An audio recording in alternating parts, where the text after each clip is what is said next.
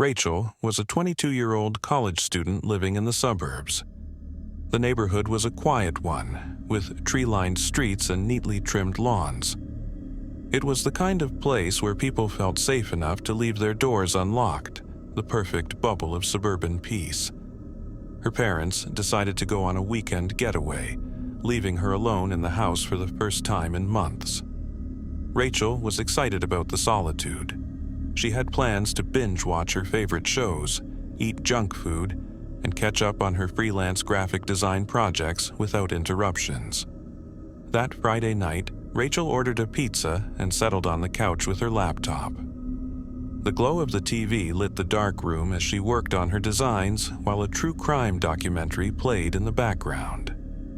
Around midnight, just as she was about to call it a night, she heard a faint noise. It was soft, almost imperceptible, a click like a door shutting. Rachel paused, her fingers hovering over the keyboard. She muted the TV and listened.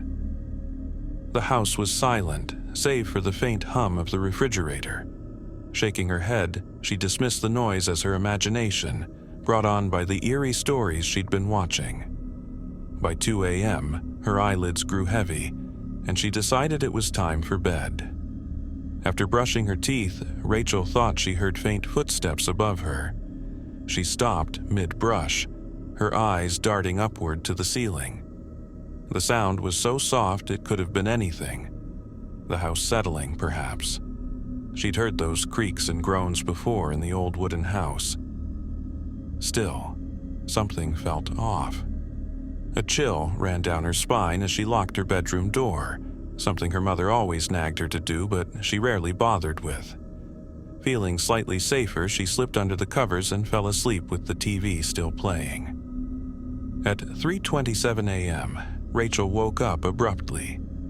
It took her a moment to realize what had pulled her from sleep. Footsteps. This time, they were unmistakable. Slow, deliberate footsteps in the hallway outside her room. Her breath hitched, and she sat up, clutching her phone tightly. "Hello?" she called out, her voice trembling. The footsteps stopped. Rachel's heart pounded in her chest as she strained to hear any other noise. The silence was deafening. She stared at the locked door, half expecting it to burst open. She thought about calling the police, but hesitated. What would she even say? That she thought she heard footsteps? Maybe she was overreacting. The night passed without further incident, though she barely slept. The next morning, sunlight streamed through her window, and the house seemed normal again. Rachel convinced herself it had all been in her head. Still, to ease her nerves, she decided to search the house. She checked every room, every closet, even the basement. Everything was in its place. Both the front and back doors were locked, just as she had left them. Feeling reassured, she went about her day.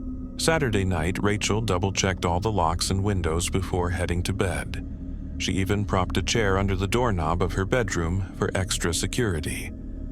At around 1 a.m., she heard the footsteps again. This time, they were louder and closer, as if someone was pacing right outside her door. Rachel's blood ran cold.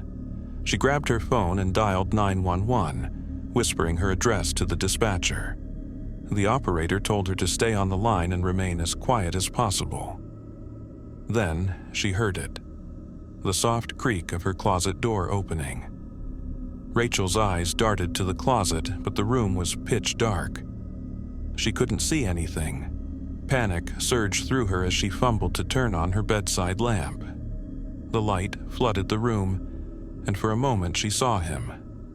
A man stood in the closet, thin and pale, with unkempt hair and wide, unblinking eyes.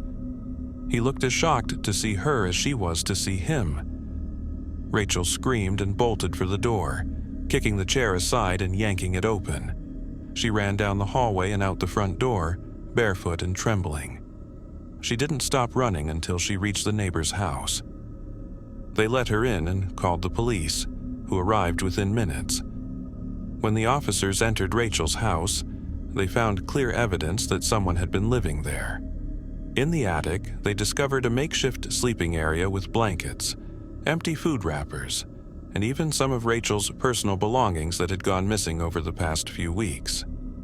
The man, however, was gone. The police speculated he had been sneaking down at night to move around the house, eat, and possibly watch her while she slept.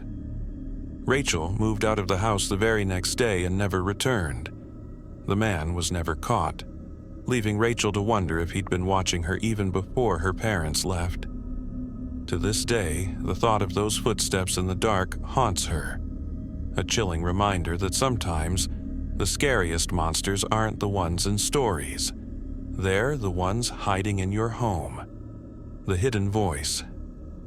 Emily had always been a fiercely independent woman. At 27, she lived alone in a modest but cozy apartment on the edge of the city. It wasn't luxurious, but it was hers, and she cherished her solitude. She'd often spend her evenings curled up with a good book, a cup of tea, and the soft hum of her apartment's heater to keep her company. One winter evening, Emily came home late from work. The streets were eerily quiet, blanketed by a fresh layer of snow that muffled the usual city noises.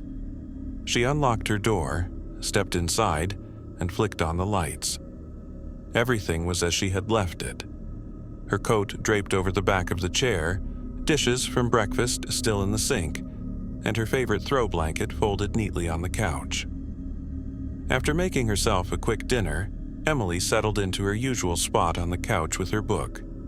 The apartment was silent except for the occasional creak of the building settling. But as she turned the page, she heard something faint. A sound so soft she almost missed it. It was a whisper. Emily froze, her eyes darting around the room. The sound had come from somewhere nearby, but she couldn't place it. She held her breath and listened. Nothing. It's just the wind, she told herself, shaking off the unease. She tried to return to her book, but her focus was gone. The whisper lingered in her mind, and she couldn't shake the feeling that she wasn't alone. Deciding she was just tired, Emily went to bed early that night. Around 2 a.m., Emily woke up suddenly. She wasn't sure what had disturbed her, but the room felt wrong. Her heart raced as she lay there, staring at the dark ceiling. Then she heard it again. A faint whisper, barely audible, coming from the corner of her bedroom. Her throat tightened as she strained to make out the words. It was a voice, soft and raspy, but she couldn't understand what it was saying. Summoning her courage, Emily reached for her bedside lamp and switched it on. The room flooded with light, revealing nothing out of the ordinary. "Hello?" she called out, her voice trembling. Silence. Emily stayed awake the rest of the night, every creak and groan of the apartment setting her nerves on edge. By morning, she'd convinced herself it was all in her head. Stress from work, lack of sleep. That had to be the explanation. The next evening, Emily decided to unwind with a long, hot shower. The steam filled the bathroom, fogging up the mirror.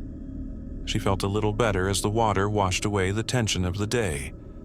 But as she stepped out and reached for her towel, she noticed something chilling. There was a word written in the fogged-up mirror. Listen. Her blood ran cold. She hadn't touched the mirror, and the bathroom door had been locked. "Who's there?" she shouted, her voice echoing in the small bathroom. No response. Heart pounding, Emily grabbed her phone and called her best friend, Sarah.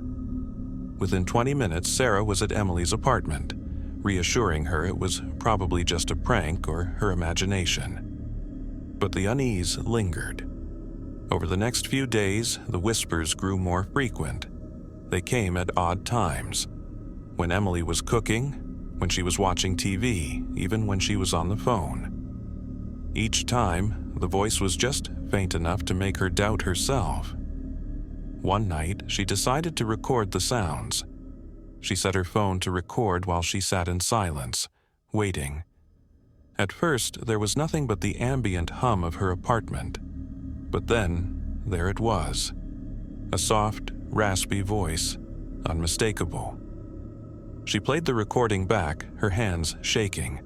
The voice was clearer this time, and she could finally make out the words, "Why don't you listen?" Terrified, Emily called the police. They searched the apartment thoroughly, but found no signs of forced entry, no hidden cameras, nothing to explain the voice. They assured her it was likely stress or a prank and left. That night, Emily decided she'd had enough. She packed a bag and planned to stay at Sarah's place for a few days. As she was leaving, she heard the whisper again, louder than ever. "Don't go." Emily froze, her eyes welling with tears. She spun around, but the apartment was empty. She bolted out the door and didn't look back. Weeks passed, and Emily refused to return to the apartment. She eventually broke her lease and moved in with Sarah temporarily. The whispers stopped, and for the first time in months, she felt at peace. But one day, as she was unpacking a box in Sarah's guest room, she found an old photo album she didn't recognize. It was filled with pictures of her, as a child, as a teenager, even from the past few years. Pictures she had never taken. On the last page was a handwritten note, "I'll always be with you." Emily dropped the album, her breath hitching. The whispers weren't gone. They had just followed her,